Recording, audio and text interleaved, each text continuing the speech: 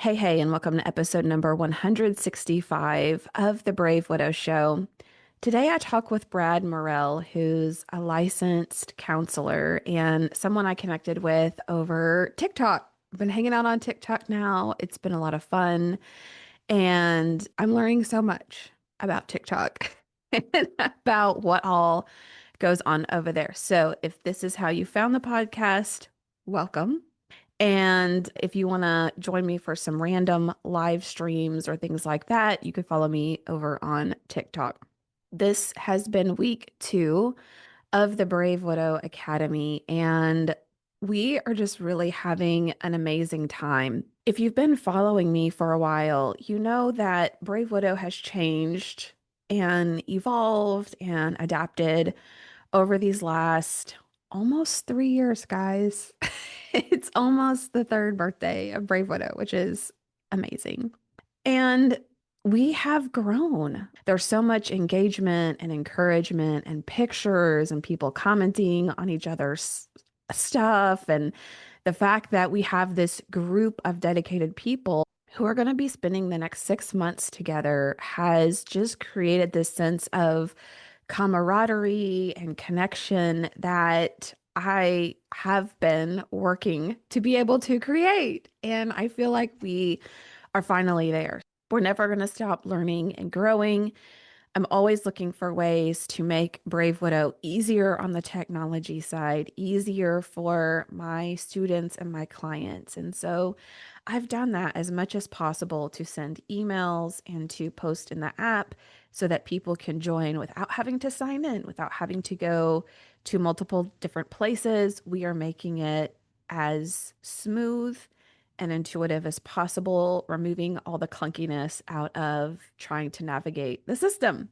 So I'm really proud of that and of the people who really are just diving into what this is going to be. I wanted to make sure that you know that we will be starting another round of grief recovery method starting on September the 8th.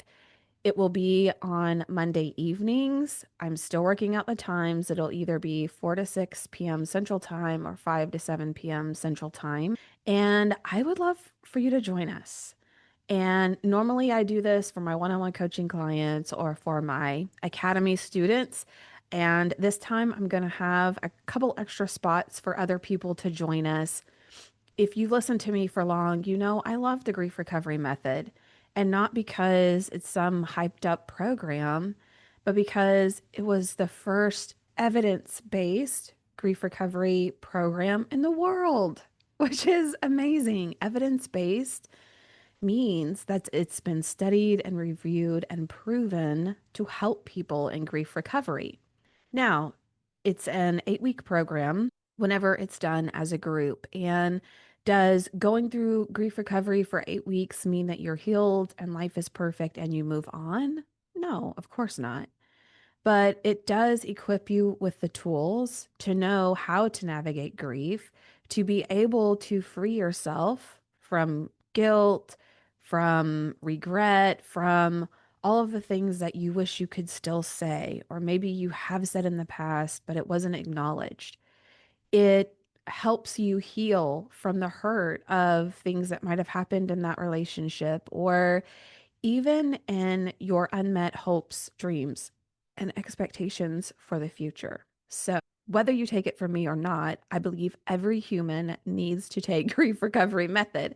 And if you would like to take it with me, we're starting on September the 8th and it will run through October 27th. So, if you're interested, send me an email or set up a consult call at bravewidow.com.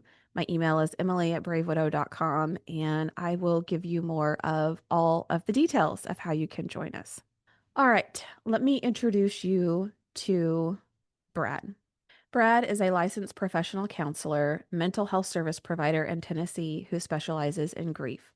He teaches grief seminars and he's the host of the Grief Observed podcast.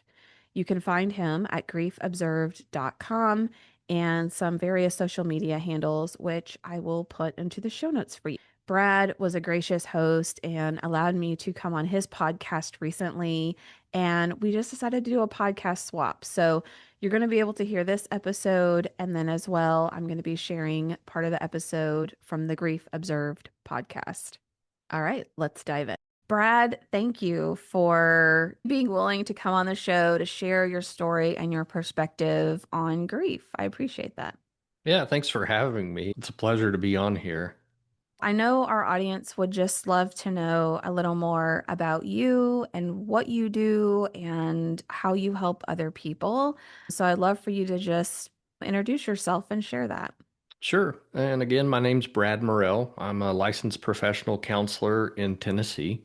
It was kind of a late decision or a later in life decision to do that. I had done many things. I went off to the Navy for a while. I did a lot of retail management, things like that. Then I went into a corporate setting where I worked for a phone company on the government side of things for about 16 and a half years. And I'm just like, this just isn't really fulfilling my life. I'm not really helping people. And that was something that I wanted to do. So I started going to school. And finally, I got to a point of like, no, I'm going all in. I'm leaving my corporate job and I'm going to be a counselor. And so that was how the journey started. But I think my life calling started a lot earlier. And I'll kind of weave in a little bit with how grief got there. But I'll state that I think my life journey started way, way, way earlier. Even now, looking back, probably a lot further than I thought even a few years ago. So, my parents divorced whenever I was 15. And I grew up in what I would call the Cleaver family. If you've ever watched Leave It to Beaver, it was the perfect family. We were in church every time the doors were open, and it was just, I don't know, the perfect family. Even when my parents divorced, everybody's like, "Oh my gosh, I can't believe your parents," you know? And I'll be 50 in October, so divorce was not near as common back then. I mean, it was starting to be more prevalent, I guess. Now it just seems like everyone goes through a divorce if they're unhappy. So I went through life and I swore I would never go through a divorce. Went off to the Navy, came back, got married, and unfortunately, 5 years later, went through my own divorce. That was what I say is my second pillar of life. And I have four pillars that I feel like I stand on, which we'll come into this in a moment. The third is the death of my best friend 15 years ago. And then the fourth was a really, really difficult relationship that I went through. So I've seen many types of grief, although I generally like working with physical loss more than anything. But I went to my own therapy session probably about 5 or 6 years ago. And I was telling my therapist, I said, I just told her those same four things: my parents' divorce, my best friend's death, and this really, really difficult relationship. And right after I stated that to her, I said, you know what? I like me. And I just Mhm. started crying. I'm like, I've never said that before, and here I am, 44, 45 at the time. And for the first time in my life, stating I like who I am. That was, I think, groundbreaking for me. And I realized at that point that I had to go through those difficult things to become the guy that I like. And as I sit here and think about it, still, if I removed any of those pieces from my life, no matter how difficult they were, maybe I wouldn't be the guy that I like today, Yeah. you know? Yeah, I think that's really a powerful concept. And I know for a lot of just the people that I work with or in my audience, it's we grow, we expand, we become such a different version of ourselves that we can become proud of the person we are and also sad that maybe the person, our spouse or the person that we were in a relationship with didn't get to experience this new version of us and who we're becoming. But I love that you're able to look back and see that you have a different life now, and even you yourself are a different person. Yeah, when I first started getting into counseling, It was for the divorce aspect. In fact, I had taught a divorce class at my church, like a divorce recovery class, for 14 years before, probably before I even started school to be a therapist. And when I look back now, I see that calling in my life from probably the time I was 7 years old. I remember being in like the churchyard and all the kids are playing football and stuff like that. And of course, I did those things, but so many times I would go up to what I say back then I stated was the old people, which is probably my age now, 50. But I would go up to them and I'm like, how are you doing? How are your kids doing? And I was just talking to people. And I think that's a lost art that people, especially when we look at cell phones, the introduction of cell phones and how that's changed communication. And when you start going down the segues of, or the pathways of grief, it's like if I can just send a simple text and say, hey, I'm sorry for your loss, we think that's okay, as opposed to, let me take time on this Saturday and go visit such and such because that's meaningful. That's connection. And it's truly a lost art. And I hate that this is what we've become. Yeah. Yeah, I agree. It's just being willing to show up in service to the person and knowing how, like, my pastor did a series on Job, and it's talking about like the power of just sitting with someone in their suffering and not saying anything, but literally just sitting with them and being with them or seeing what you can do to help them.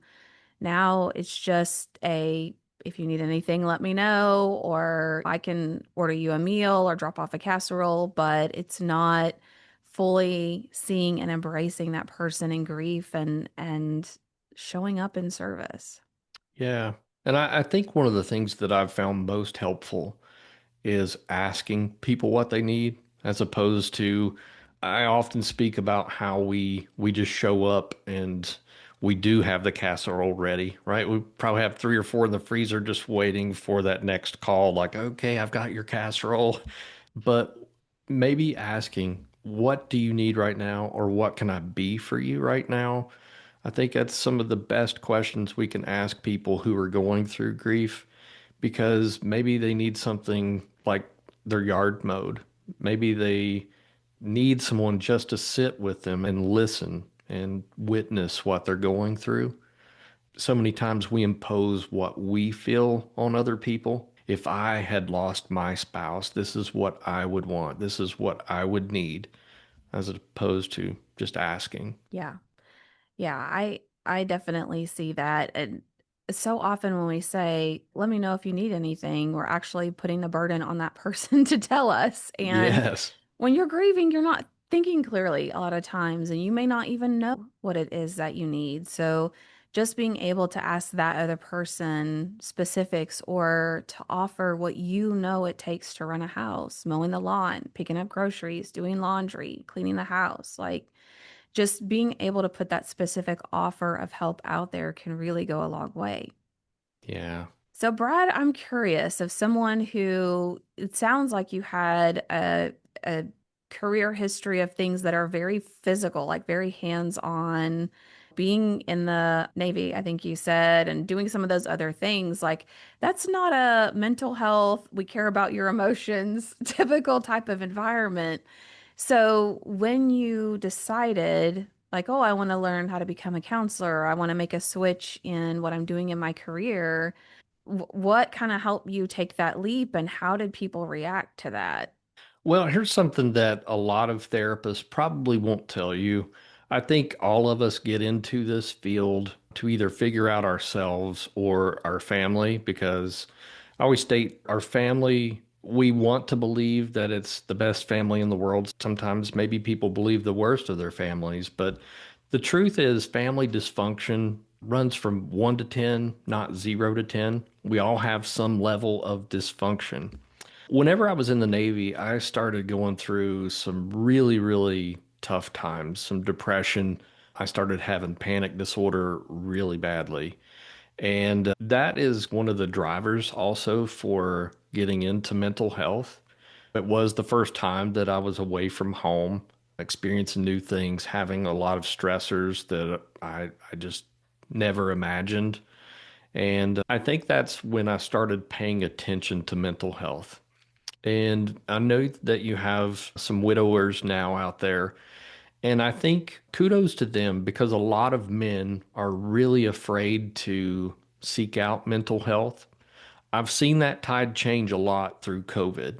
Previously, I would say my caseload, it was 75% women, Mm. and now it is pretty close to 50-50. So a Wow. lot of men are really starting to reach out. And I saw one of your videos recently where you encouraged other men to come alongside, that it's not, even though it's the brave widow, there's the other side of that too. Men losing their wives. Yeah. So it's encouraging, though, to see men reaching out and stating that I don't have to have this all together. We are from a different generation now. I look at generations past, and a lot was unspoken, even from women back then, right? Yeah, it was. And even my own dad grew up in an environment where you never said, I love you. It was just shown. So even, oh, I go to work every day. That's how I show you I love you and I care about you. So even the positive things that we associate with emotional experiences, it was very stoic, very under the rug type thing. And I love that you mentioned, and I'm just going to reiterate it because I want people in the audience to catch it, was you said about family dysfunction rates on a scale of 1 to 10 because everyone has that. And what's so interesting is that's one of the top questions I get when people are privately talking about their family or their siblings or their parents. And it's always, am I the only one? Is it just my Mm, family that's messed up or has issues or whatever? And it's like, no, but people don't want to post that on Instagram. And because those relationships are often so close knit, you also don't want to set people off because you're talking about publicly or whatever. So it is kept a little more close to the chest, but it is something that a lot of people do struggle with. yeah, and you mentioned Instagram, and honestly, with all social medias, we put our highlight reels out there, right? We want people to perceive us as our very best. And from a biblical perspective, thinking about whitewashed tombs, we want people to see these beautiful things, although on the inside, there's hurt, there's disappointments, there's being overwhelmed. There's a lot of emotions that are part of family dynamics. And speaking about family too, is I think there's a lot of guilt that's imposed on people that if I'm grieving differently than, let's say I'm the middle boy between two girls, and that's probably for a different podcast. But I sit here and think we're lucky to still have our parents. But when we lose one of our parents, I don't expect to grieve like my sisters do for that same parent. Although I think that expectation a lot of times is there. And to go further about family dysfunction, I've worked with enough grieving people to see some really, really ugly sides of grief. I'm down to fighting at a funeral and literally knocking over a casket in the middle of it. And I'm thinking, oh my goodness, like this is not a way to honor the people that we've lost. And yes, we all grieve differently, but to be in that kind of a battle at one of the most difficult times in life, and now they've got those memories that this is how such and such left this world. This is what happened at their funeral. It's very, very difficult. And I think the healing process too, the exact same, that people feel like maybe I should be healing quicker, because such and such lost their spouse and they're moving on. Maybe there's a remarriage in that person's life, and this person feels guilt for being stuck where they're at. And I'm sure you see a lot of that too. Oh, yeah. And I think part of the reason for that is we don't have a great roadmap of knowing there is a season of honoring our grief and allowing us to be in that season and being okay with that. And there comes a point where we get to decide, am I going to rebuild my life now? Or is this just the reality of what the next 40, 50, 60 years looks like, is just this emptiness that I have, especially if you have lost someone very close to you that was part of your daily life. And so for some people, they do choose to rebuild life and become a new version of them and to figure out what that looks like. And for others, it's just unthinkable or dishonoring to their Mm. person. And so there's so many, as you know, so many different opinions about how things should be handled and how fast people should move on, or they're wrong for moving on too fast. But there isn't a playbook for that. And No. so it's easy for, I often will tell people, you could ask 10 of your friends their opinion, and they're all going to have different opinions because there's no one right way to do this. Yeah, and even if you include the opinion of yourself, that's inaccurate as well, right? It's how often have we seen ourselves at face value? Now we live with ourselves 24 hours a day and nobody else does. So we probably know ourselves a little bit better than most in most cases. But I think there's so many times I look back in my life and I think I thought I knew who I was or what I was doing, and now there's certain regrets or just maybe the guilt or the shame even. When you look at guilt, says I've done something wrong, shame says I am something wrong. It's guilt Mhm. on steroids. And so we have to be real careful. And when I think about moving on, and sometimes I'll state that, but I think it's more of moving forward, and moving on almost has the connotation of moving past something. And we'll never move past a spouse, the loss of whatever we've experienced in life. But we do have to figure out how to move forward because life doesn't slow down. Bills still need to be paid. Kids' mouths still need to be fed. Things continue on. And I think that's one of the hardest parts is we had this vision for what life was supposed to be. Now, to be fair, I've never lost a spouse. I don't want to. I would certainly rather go before my wife does, or maybe at the same time. I think that's everybody's dream, right? But I feel like there are times where people have to figure out moving forward because life requires it. And being stuck, I think, is one of the worst human conditions. I tell my clients moving forward makes obvious sense to us all. But I think even sometimes going backwards is not such a bad thing. That maybe there's some things that I left in the past that maybe I need to go back and rediscover or find so that I can move forward. But being stuck is just, it's heartbreaking. Yeah. It is. And I think sometimes in people's minds, they think moving forward has to be these huge leaps and these Mm. big achievements, like, oh, now I'm able to, it's been 6 months and I haven't cried, or I'm happy all the time now. And really, getting unstuck and moving forward to me is just it's one baby step after another. It's not giving up and feeling like my life is like this forever and I quit, I check out of life. Yeah. It's deciding like the next best step for me today. Maybe it is to honor my past and to honor the pain of what I have faced.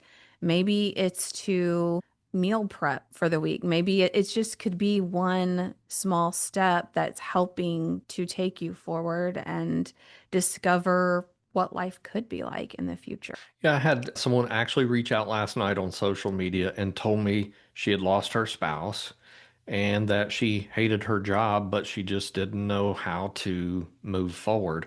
And I spoke exactly of this same thing, small steps.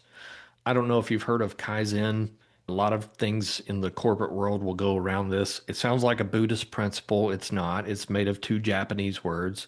Kai, Kai, means change. Zen means good. Most of us have heard of Zen. put it together, it does mean good change, but it also means continual improvement. And when you look at the concept of Kaizen, and there's a really great book out there called One Small Step Can Change Your Life, the Kaizen Way. When you look at it, it's kind of like if I stated, hey, I want you to run a marathon right after this podcast. Most people listening are going to think, oh my gosh, this guy's crazy. There's no way I can run a marathon. But what if I said the rest of the day, all I want you to do is get up off of your couch once an hour on the hour and just stretch and then sit back down?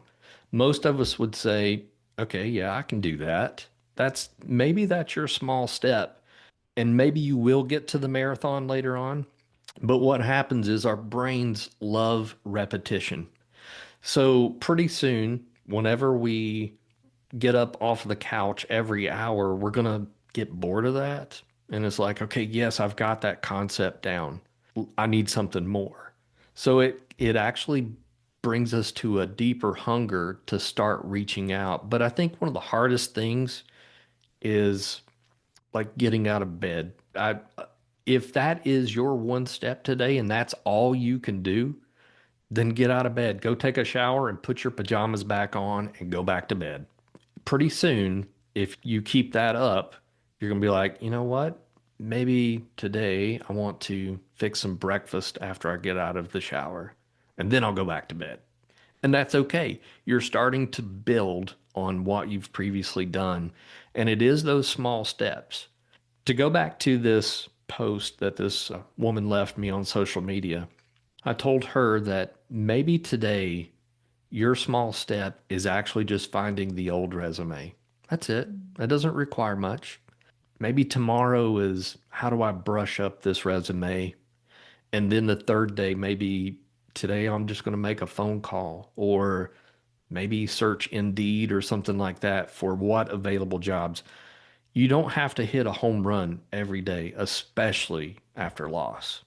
Yeah, I think that's so helpful and validating for people to hear because they can look at something like finding a new job, especially now where a lot of people are having difficulty getting interviews or even responses from interviews. And it just seems like this huge mountain. And it's like, I don't even know where to start. Like our brain tells us that, right? I don't know where to start. I don't know what to do. And it's like, well, if you just took a moment and thought about it, you do know what the first step could be. But we often have this big expectation of ourselves, like, oh, I need to find the resume. I need to Hmm. update it. I need to get it sent out to 25 people. Like, that's going to take me 6 hours to do all that instead of it's enough to do the one step. Like, for Yeah. today, that's enough. And it's okay. Yeah. You said the word expectation, and I love that, and I use it a lot in counseling. I even have to, I guess, step back in my own life a little bit and think about what expectations do I have for myself or for others. I use this example. I'll be sitting in my counseling office and I'll speak to my client and I state, if I expect my wife to have dinner on the table tonight and she doesn't, which one of us are going to be disappointed? Mhm. Me, right? Whoever holds the expectation, that's the person who's going to hold the disappointment. My wife may have not known that I was hungry on the way home, right?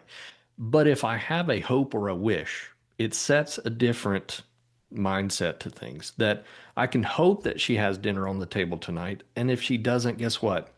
I'm a big boy. I can make a sandwich for myself. We can cook together. We can go out to eat. It it's almost like shaving a little bit off of the top, right? Like expectation almost sounds like perfection, right? And when you think about perfection, none of us can achieve it. I've stated this a lot before on my own social media, but it's one of my favorite quotes from Michael J. Fox. And he says, I'm careful not to confuse excellence with perfection. Excellence I can reach for, perfection is God's business. And when I think about that alongside with expectations, I think expectation truly is this request for some type of perfection. So how do I just change that to literally excellence? And excellence being a little bit less than an expectation, maybe that hope or wish. Yeah.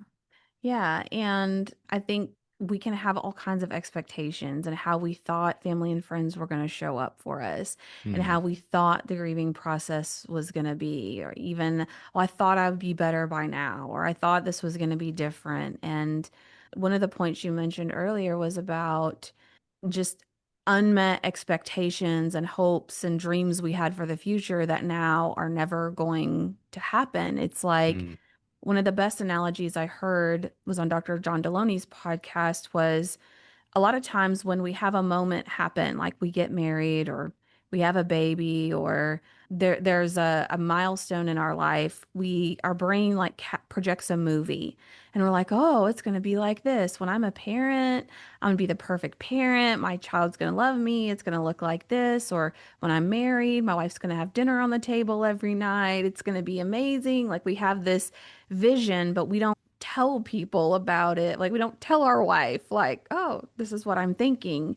And so then when reality doesn't match that movie or that picture that we created in our mind, we feel just this big disappointment or discontentment with how things are. And if we continue in that cycle, we just build up resentment for those people or for those things instead of saying, well, the picture in my mind looks different than what I thought it would be or what my reality is. Some of the times I might be able to communicate and make those changes, but either way, I can't continue with this expectation that it's just magically going to happen and magically going to be that way. Yeah, I sit here as you speak about that, Emily, and I think about Hallmark Channel. I probably just poked somebody's balloon and I'm so sorry. Hey, I've watched some Hallmark movies that are not all bad, even though I could probably tell you how it's going to end up as soon as I watch it. And that's the thing about Hollywood is it sets up sometimes these false expectations that okay, my life should be like that person's, right? They went through some type of adversity and within a 2 hour movie, it's resolved and happily ever after. You think about sitcoms, within 22 minutes and some commercials, their whole problem of however that episode started is resolved and we can laugh about it or whatever. But life is not like that at all. But I think a lot of times our brain sees that. And you think about the words television programming, tell a vision programming, right? It's programming us Mm. to believe a certain thing is true, even down to family dynamics. And I remember there's certain movies, I want to say Hope Floats may be one of those where there is this moving on after a death or, maybe a breakup in a relationship or whatever that says, I can do this and it's going to be a lot easier than I anticipated because they did it. They made this wonderful bid for a future. Why can't I do that? I think what happens is when we see a movie like that and we try to mirror it or think that's going to be how our life is, it does lead back to that grief element that I just want my life to be like that, Yeah. which then I guess becomes its own grief that I can't move on. I'm grieving the loss of a spouse, and now I'm grieving a life that I thought I should have and the life that I don't have. It's really difficult. Yeah, it is. It is. So I know that you mentioned before we recorded that you're very much a faith-based person, and when appropriate, you include it in your counseling. And so I'm just curious because people always love to hear about others' experiences of when you went through those four key losses that you've identified in your life. How did faith play a role in that, or how has your faith changed over time with, oh, God is good, and also we have seasons of loss and suffering, and sometimes just bad things that happen out there? Yeah. I think one of the first things that pops off in my mind is when I lost my friend Chad. And as you can see behind me, I'm a musician, and we wrote 6 songs together the year he passed away. It was unexpected. He was 38, and had a heart issue that was genetic. Nobody knew about it, and he didn't know about it, and just died. And I really, really had to cling to God. I'd never lost someone that close. And when I say this guy was like a brother to me, I lived with his family for many years, and he was a brother. But I found this verse. I think it's, forgive me, but I think it's First Thessalonians 4:13 through 18 when it speaks about the promise of seeing our loved ones again and meeting them in the sky. That is the verse that I hung on to during that time. One of the things that I think believers really need to learn to do is maybe give themselves permission to lament, where there's this mix of grief and gratitude and truly pouring our hearts out. One of the things that I really, really love to talk about is crying and tears. I love, how many times have you said, "Oh my gosh, I just need a good cry," or "Wow, I feel so much better"? There is truly a scientific reason behind it, and it really speaks to just the love of our Creator, God. And in tears is a neurotransmitter called leucine and enkephalin, and it is a painkiller. So when people try to hold it together and try not to cry, you are truly robbing your body of something natural, something healing. That is why you feel better when you cry. I'm like, it's so amazing that God thought of this. So like we would have never thought, put a painkiller in your tear, it's going to make you feel better, but it does. And sometimes that's all we need is to give ourselves permission to cry out. I'm not too ashamed, especially being a man. You know, there's a lot of men that's like, I'm not going to cry. And if Jesus wept, so can I. Yeah, I don't know why some emotions we've decided are weaker or less valid than other ones, and why anger is like the manly emotion and some of these other things are not. But that's one of the things we get told from the time that we're little, right? Don't cry. Stop crying. Go cry alone. Go, I don't want to see you cry. Like, it's just something that is reiterated to a lot of us over the course of our entire life. And you're right, it does feel like a release when we are able to cry and to just let go. So many people would tell me, "Oh, you're so strong. You got to be strong for your Mm, kids. Be strong."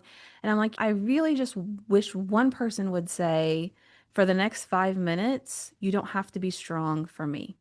absolutely. Two segues in my brain here that I want to go after, and one is being the anger thing. I have challenged all my clients, don't ever use the word angry again. Don't do it.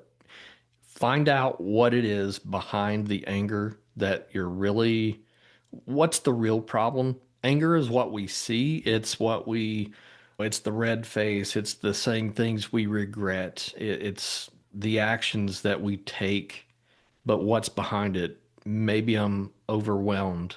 Maybe I'm frustrated. Maybe I'm disappointed. Use those words. Don't use anger. Love that. The one thing that you just stated, though, that I really think people need to latch on to is whenever you stated, maybe I just needed somebody to say it's okay to be weak in this moment, not you're so strong. I think those are very harmful words. I jokingly state, although I probably should, I want to write a book about the 100 dumbest things said at funerals. We've all heard them, and we're probably all guilty of saying one or two of them ourselves, even after knowing. Number one, I know exactly how you feel. No, you don't. You don't. But yet we say those things, I guess, trying to fill in the gaps of conversation or trying to say the right thing to these people but not knowing what to state. But giving ourselves that permission, especially we were talking about the small steps earlier. Maybe the small step is truly giving yourselves 15 minutes a day to totally check out, not do anything at all, maybe just sit and just be quiet. I think that is a great small step. And if you fall apart in that 15 minutes, it's okay. But I think you have to give yourself permission to do that because others are telling you you're so strong, but they don't see you behind closed doors. They don't know the things that you truly are crying out for to God. They don't see that I'm trying to hold this family together, missing one of the parts of this family. So giving yourself permission is huge. Yeah, and to your point, I try to give people grace and the benefit of the doubt because until I experienced it, I didn't know what to say either. And culturally, we want to make people feel better. We want to pull them out of their sadness. We want to comfort them. And so it's like, oh, don't be so sad. Like it'll be okay. Just give it some time and you're gonna feel better.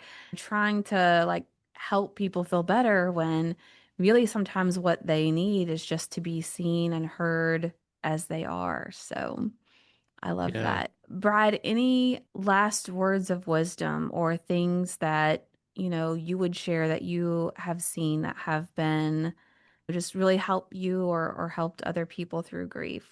Yeah, I want to share. I'll give you the short side of this story, and it's one of hope. And I think that's what most people need.